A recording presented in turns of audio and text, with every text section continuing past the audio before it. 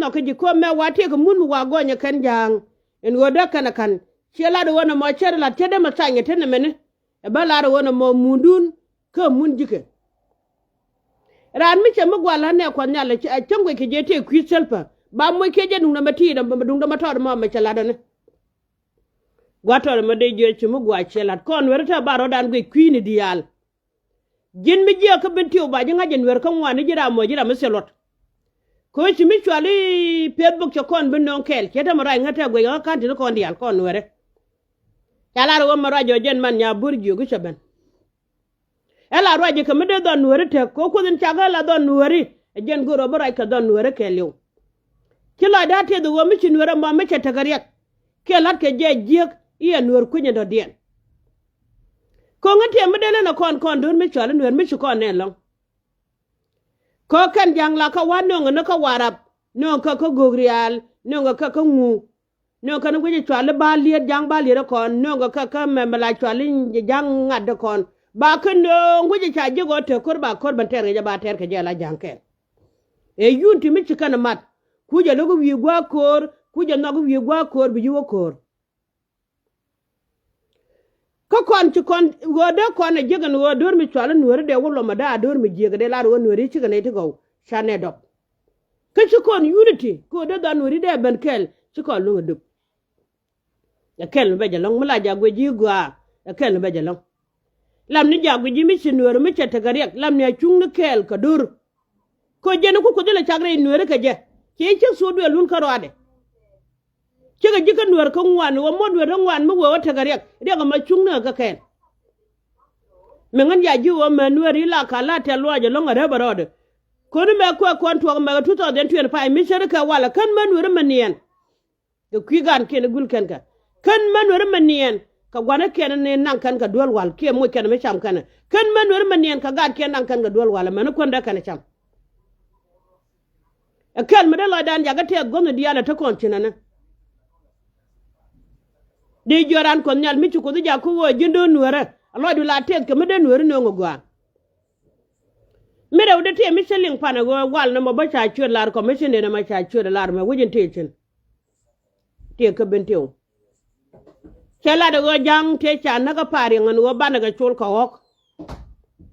te ga de mi che ko lad no jan ja jaro no mi na man mi ba ko la choke che to ba ko pel ka kon ji benteo dia gwa longon wo mi su kon wo len kon wo lam na ja kam na nyal bu boara mo ba kula ngal jal wi mon ka banen eri wo mala dor mi chara no la ja na ka ci gad ker bu gijin go ko kan ne ko ti chanak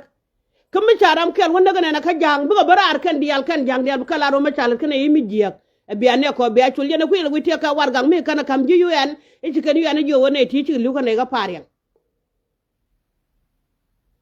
ko liuni chiang ka warga dan che chup ko pen wo chi warga dan chubo go chela kon mat kon dor mi chale nuar jen chela re ri ni ko to wo dor mi deggi ka rodien badam na dagde ka dor mi nok gi ka rodien badam mi nokde la ne riet ko de titi kon ka kuenti ka war ka ne chang der en ba ben kamera wude ala kon nuore chana badalong en de kon chi kon dia la yora mi jeni yora ji mama mol dia la do chi tok ala bible mene te non kon ka ngani urai kon me chanang rei doran ke bintiu chanang rei doran ga pan ga chanang rei doran ke lo nuar chanang doran ke jeken ka ngani te nung video na me share je kan lad ni ji gambel bible me ngan te nung kon ane ka lin me chanang kon ye jai rei doran ke tidial cha waga pan ga cha waga bintiu cha waga lo nuar ban dor jeken bintiu me dire de longa me la chola ke chiligane jen dire de longa ko benteo ala kon je ken yo arati me dire da longa positive jen positive me be me da rai dara ken me dan me la ngane la wun mi chwala jon chol chana jen me la ga dora ka jing me ni te kon te ngi ko brai ko ba bande wi ka wani te nong riet ko den wa ba ka bala rai dara ka junu ke lew kame jine guje ka wai te mara chodana ne ga ji mo ma ku ye logo 66 de jogo no yene te kon dial ken ye leng yen jiga mbel tele kon mewto widun an chalat pan ka banyo la da wale ala rol ka wani na me jin poni mu bi ka de yenen bona ka kem ni na dam to ka ket yuen bi yet ko dial ti bi ga tup mi shi yet ku mi shi ga chop ka yet ki net ka ba wang na me ba tur wan ku ti ba ka tur mi shi bana role me ne kar ford mi shi ban ya da ki net kar ford mi ram da dia na gen ti bana ka nedu ba ji jogu shejen tin ti shi ga tetko wanga me she wangdo ajara ku yeli ngote ka ne ko ti bare wi me tar ti cha nyogo lo jok nya kan ga gala enana ti cha nyogo lo jok loy ka jok ko didi ko cha tet kien men ngi chi ka ken ka loy ka jok ko cha won kien men ngi wo chi ka ken de ko na kula chabdi te man ko ne di cha li gambel en wo me cher kan ma chabalat iya sik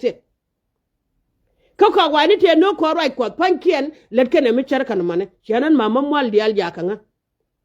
agwa mene ala ai dida kana bang da kel nya da kaga tetka ala bang no ko no yodong chicken kula chat bang no ko ke bang no kun bang no ko gantini tini kan bang no ko me kenen nya da ne ka keni ngadu sup cha de ko nda ke ngadi du ka bang du ai di ni ko gantini ku yala long no ngutin ka kon nyal mene chwala jetan mama mol dial benefi lega kon nyal ka goy ke dit tela sing mi chejeksin medane kon wori kon banga kon akret tieng nori la banga kret chwili no ay ambe chibana me chwala corona bayda de changa de matum ko wala jan sing ay jan wala ay chala re rene ko me changa jino ko ne du bu widien ko bo widan te tini chang chabat kilo da te gad ka kon yal pod yen kilo te ne nun ala wo gwa ma chala do wajin mi lugo je wo ba yitum ci wolet la da mo shie benen mi lugo ba yitum sugar bolu duel gora mi chele lat ba je mi lugo chawe cha yitum ma sugar bolu duel gora nga ka tu ko wal corona bayda da an poinde mama mal dian me cha pal ke je kon yal jon wona me mi jan wale ada ne chala ko tunya nyun yenga kana nga joge iya jan wale a chwe nyon nga liam di long mo corona bayda na kanya ka kul no ko ba ngatum e jen ngara meda ne ba bantum kay jak goro bu ko nyala kon nyoda ela no ngani mi roi ningan ke je ko tungni ko jaram ti de mane e jala guaro e jala maro jala te de ke liwone e jara ma te de kame mela ja go jare te ga dan mama mwal dial te la ter karan shiri ko re te ga ba cingara ni nyirbang mi ko da kamena mane ku te tinyen ngwan ci te tinyen ngwan cel mana ngare dunga du ko nga jeme ci kur ma leja kama bella tire mi ko tungne kama la fonde cek mi sera ma da den mela ja gore ne dai lo ko ma re community tire am de la ro me chune cengre lo ko ma ne kon mama mwal dial e chune ne magagre lo ko no chere lat ko mo wa gore lo ko nga jalo de en fonde cek nga jemo wa gore lo ko ken wo gore te are lo ko wa gore ko nyal ken yeda jan wa gore lo ko a chenga ne kan ko mi lo ko ba chenga gor mi cirane jigate ko mi tene chen go cheng nyal ga kom de jo kom du jenaran ko nyal ko cha kon jo la ro du ne ka tibi a je cheng nyal je nyen won mon chen bo cheng nyal me ngan kur nore mane chen mi la rane ta ke isore do nore me to ga je mi na te kan wo go lo bol jenara ma la kur mi dit kan nore kan wan je tuk de kan ko ne won mi chal mu ta do ya guliyo mira ra dalat bu bata ke isore sin yara me to ga kumben group ke li wi mon wo bu ngana kwar man kumben group yi mon ke li to ga ka mama mwal dial la ro ko da telo waje re bro de chala ko mo ne de ngi jakon ran ko da kamalor go je ga jetin me cha wo nyok chu ko chungne nyok lu jalor teram go re bne te ka ter ka je la ro ko nyal telo waje ko cha banga to cha jak ken ken mu waje walar ken nur mi chiner wok golo bola nga metu go medan ba won mi chwal musa do yak buliyo kana chen mi chwal mama mwal dial ba isore da ba kam ne ko ne kon ko ne te tugo de musa do yak buliyo long de la te lu waje rebro da dan ko wunda an jete chergo ko gore je pin wo de nure ida kan ben ken ne cherga te go te chalat kana chen chwal sere nya yoga de ki mu gwalat ko ni obna ben ga sung nuore ki kala de ki kana suk tung no dan me ma balat ni ki kala de ki kana suk duno ko nuore ko na ndogon wo bran wo gwala da me ko nyala ka me be suk chen me lo da kam yen dial medan de let ke run ba dek ti la let ke ne kun te de run wan ka rodien kan gwa ko no pel tin ko nuore wudin gwa chela ko mala gore le ti dial ga cherne ne ke chara le go yen kuor chala ta lo lon kene mi yen ke lo ni dang dok ti ne ko nen medan ka gambele kilo de tet ke je lo musa do yak ramu gwa lo nga pastor mu gwa lo musa do yak ko nyal pod jiran ko kene te ga re bele don nuore ko jini ti chergo bele don nuore na ga chergu do go te ci tugon wobe ne mebe yigban kel ko ngode le de cherka gwade me do de do nyoga men nyal ke je da dung nya de me pane ci konen ke media ko kon were tele kon ga bele cha wara mu kurishina jala te ga jalo an mi dire lo te ga de mi ton mi chura mi dol janga kela de wo ci ga me gu yene me ne kana gad ke di ke wudare na me ci liwe ce wo ci ga nora ce wa ka jang ajana ku ngala josia marman jana to ngong en waram ken mi chwal a to ci jende ye wala nyone yen men jana di ale yen barar ko to mi dor mi te ke kuma gunda ne de liu pinyi gwanda mi won mi te ke kuma abara liure gani nyanti an ko gad ke jela gwit abara liure gani nyanti an ko gad ke jela gwit man do arte da kula kabine ne jallo mi di lango so Sudan kawun mi chala tel fakir bi alle ngala wo kon mo kan kon juni jaga kur ja kon de mi jogi yen cham so Sudan be yo mo ke dol wal chede malat kon ide ale kon kawun mi chala tel fakir kon support chana bat te keren mo gwa mo ko lam na ka de chalar e kon dial kon ji wen mon e kon dial ji dueri ire chan kwararo nyal kon chane bilwon kenen ire chan kwararo nyal kon chane bilwon kenen nishang ala chan kwaro kon nyal ngo kon ji so Sudan bi shumne de kal kare ti ko dit kare dia kiana chenga dan cha jalo an mi di de long kan na ga jalo ngo media cha kon jaga chak ko dong de chaw do kure ne cha ban jaga media cha jaga win mon ke lew boare cha lo ne gun mi chala sal fakir kana nek ne ma ko elwa mi kana so Sudan real kana je ka shikana ku tolu pin ko kan ta ka lamne te shobbi raw ti chanen al ti shobbi ta ga chimi ko nen me jal ka gade ma dwa ka majin didi ne me gado kol pon jal gade nyati ane te gade mi chira par jode rambe da de bla mo woka jenga e wun mi chala sal fakir tanen mi jala gado jama da mi sere e chenga mane ke chan ye chan pa dam che ku liwe gute kwe re duar ma sara mi chara da ben ka nyame da ne liu maro ja ne ke wan ma wa liu cham nu kun dia du liu nyame ro ke chu cham nu bili wala to ke jane ma naga cha wa point da bot ko jan pa dam che chu mu ke bi kana bot ke wata wi mi chala ja belge chala nyen to Sudan da ko chi tien ko kan wa Sudan nyama to da mo chi liu ko na ne ke media cha nyu de me da ne ke media nyen wora nya logo taraja gua me kunele wanang ne dul wal ya gad jigala wariyam ne to gidung dalia che kon bangan dung tin minine ya bay ko ne chane nen kon wer kan wan kon dia ede ko mo ngoda kwen je winga kwen je wiwu me chala tel fakir kan ne ti kor ti ga pani ko le ne ka gad nyetiani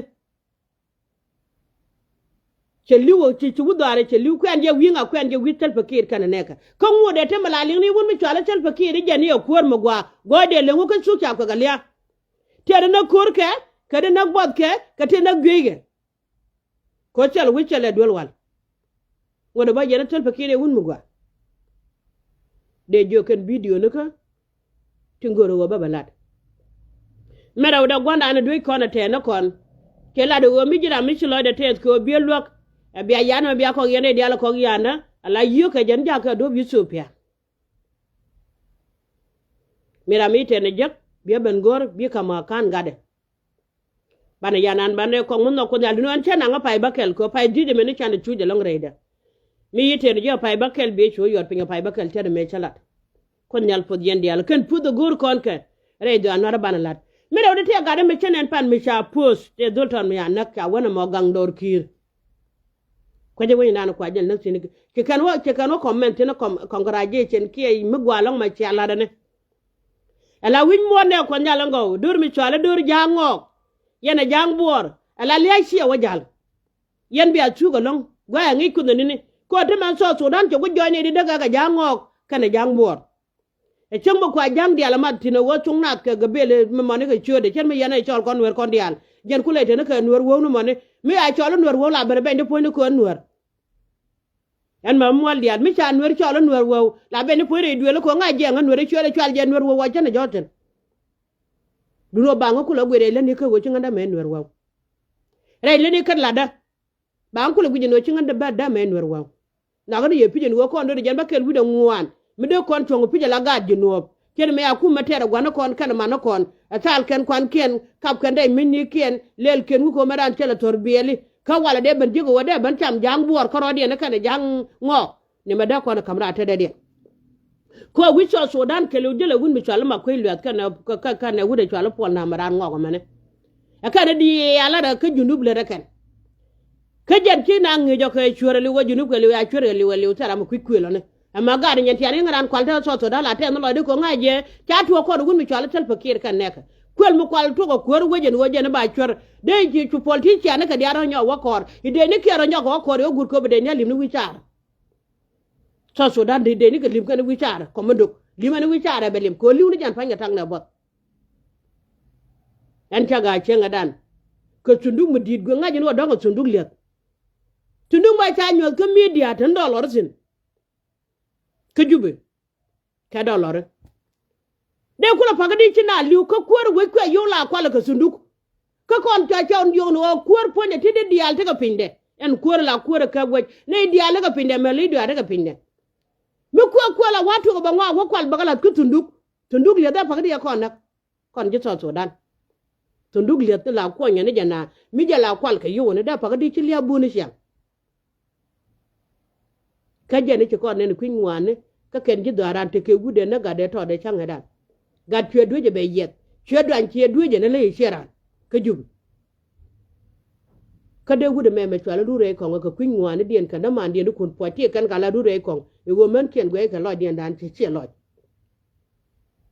gwe jen chi gude me chwa li lure ko ne dio je men ga dia lang ti men chu wal la wo cher ken ti kan chara la na cher ka la le me kun po be chi do ba chara la le ko ni da kan ga dan la de gun bi din mi chwa kun po e chere dia li to en wo gun mi chwa de ma char ki abenen bi lar kon ji ko to dan en wo bi be ne kamrar ka ki abala ne wo chene ba kamrar bi lar kon e chwa ta ga te de ma char ba lon kana ne ka ga no re aka sejen ni ga do are ka ce ga parwe ce mari ci te ne ka kun gula te lolong dai te ga da can wada ban mama mal del tel ga da mi de cholu kun je kulong ne kun po kene ka dole ka lure ko ngone tel ga da mi de ma cholu re te ga da ko mu go je wun mu gwa mala rajo gware wuni ci gude da ne rajo dai wuje mene dai wuje me chwali jube mene rajo ne ka jube wude ma wud ban ti ce mari jo la nga ci da ga da men gwa me ci rajo gwa ne chale lidi raje la wut ke raje la wun nuara mo wun nuara lo de changa ji wote nuara idi man nya burjo tare lo aje ko chala do wote la kono nak wanu wa ba kan latte ko madan kan jangru kan kana wona tel mi da pare ngo jago wa banak kon kana nagdi me chala ne cha nak jube cha nak yando al duwal te ci raje la wala yendu kon cha nak wude mane lure ko nga barari yo tal fori ti di kan non na rek to ne ko tal fori wala ji cha tor ga jana ko manan ba je ga media chugun bidi da puj wi dala re wuni jenti bo ada chubra ju lure ko ya na mo ra kwang chora le ko kwang chora dual mi chukula ka makwilwa ajan ka kam be jan me dar jere me ko makwilwa do nga mi de ro ke je ne ri nye ko no ne dang do ro de kata me te ne chung ne makwilwa de jogo no ma ne kek no ma de kan ta me ne de ja he nang ne yo nang makwilwa ko kwang chole medan ci kon nga ju de mi cerka na mala nga do kana ta me ba ko jago kwe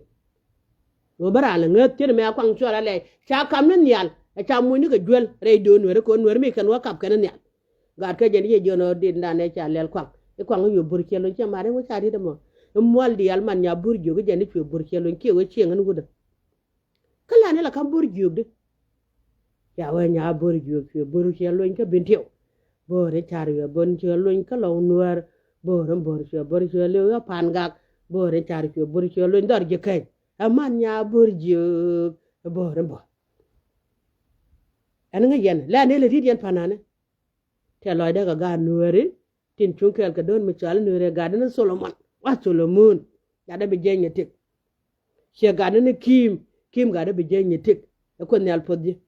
kim jeje wa kim ndi kim da kon nuere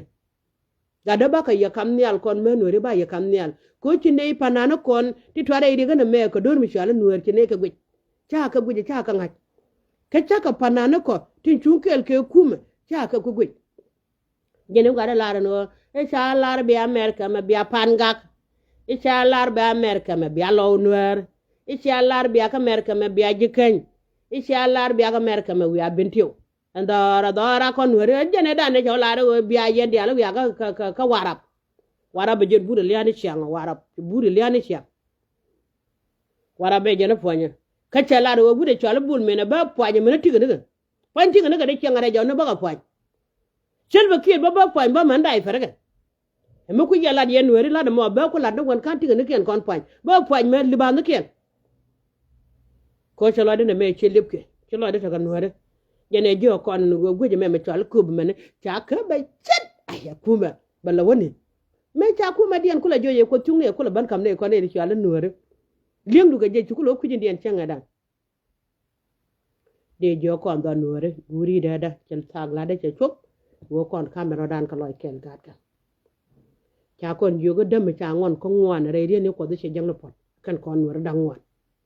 cha kon yogo re ri ni ko de dem cha ngon ko ngwan che jang na pot na meta me cha ka bata sam de lo ngo be kwa ya la ngana kwa ga tan na me cha ka ben gat ka kamera dan ne kon wor ker ka me ko nen ko bur yogo kan chunkel kan gwan ken dol kan jal kel ka gade jala la re de ma bor ina gwan mi cha wotin la ba jaju ayu biba ko chalan mi la re daran chalat ke bintiw chalat ka pangak chalat ko lo nuer chalat ka dorje tay donu yen ko ndor jen bakel wido ngwan gwenne chega nan ci dab men cha bañ pinga gata ran kon ke yen jang community wala chega nan ci tel fa kede be gul ngaje yen jang community al biya wugul ko du nga nyaade ram chum nyaade me jal ngak mala lat ke tere yen ko ka maju a jeni jian mi jie pon jian mi jie jene de go cha da lo ko ida ka jian mo gwa pon de je ke da ma ko tel pa ki ni ka jie na madan ma gat ka de je kan tara mo gwa da tel pa ki mo da ta ga jallu aje be do ko je gwa be da pai barare nya tel ke da la yo adu ram gwa du go je ko la ram ta ga ye ko nyal la ja go je na nyam de en wara ma de go ye na gwa ke she de ye na gwa ki chinga dan kor gambel ni chinga dan ko anje nyam dan re nyam me chen nyam de gwe ke gwe te kamal kenen nang raw me chen nyam do ben gwi ke lunde jong me che wore win mi chwali ko nyalo la to gon ala jen me che jien me che wore wuje mo me chwali e me che ka mer ke me ko la lunjo ka mer ke me che nyam ro ben chien la ba jago je mi nyur ken ke muktab dien ala nyura da la nyur je ke muktab te ka wang ma la che jere te ga de ala na gunja la ran go jen nyam de shi wunda ni chwali to ra bi jen la go nyam de jen ra mu gwa be so pe aberwa nin nyamde e jeng tiemi logande ko long dor me ato ko len docteur abdoulaye gwene nyamde ko ramra ram gwan yene gujen nyamde mi jiran ko pero pingui nyamde nyamda mi sheitan poni mi nang na la joy ni nyamde go je nang na gweje ni ko bulmin ni gweje la gwi keje me wude me mi sal nyal de nyang gweje ni gweje la gwi keje mi ram da community mi da so to da ro ke che da ro eren ma tan me ngan ya joje chelat ko je ni no nin nyamda la joje go je ran mala yani ko nyal pod yendial de jo yene diala de kai dini wi ay dini kun ko na ke ngane kun watum ni wangwa ku watum ni yet ku tedam be joku la kwal ka ngade docteur abi che mu gwalat Ethiopia na ante biya de tin yen prini yen diala ndu ran ja banang ni yoran cha binya ko kwel ka ben ko ram kwal ka mani gwato do mala ngaje no ci yoku wo ka nga ni re do la na mala ngake no ram ci wo